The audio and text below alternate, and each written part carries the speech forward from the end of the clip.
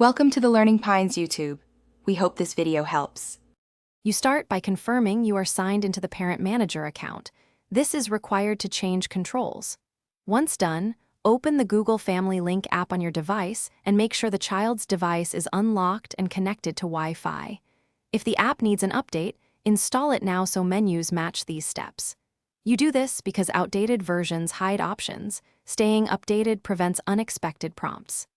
Next, tap the child profile, shown at the top, to begin making changes. Now that the child profile is open, tap Manage Settings or Controls. That takes you to the core options. You'll be asked to authenticate with your Google password and possibly two-step verification. Complete that to proceed. Once authenticated, navigate to Parental Controls, then review Content Filters and Screen Time tabs.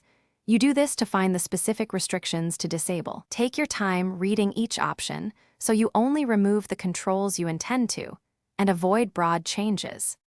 To disable controls, toggle off the specific switches for apps, filters, or screen time, or choose Remove Account to fully remove Family Link supervision. When prompted, confirm your decision. Some changes require the child to accept on their device, so make sure they're present.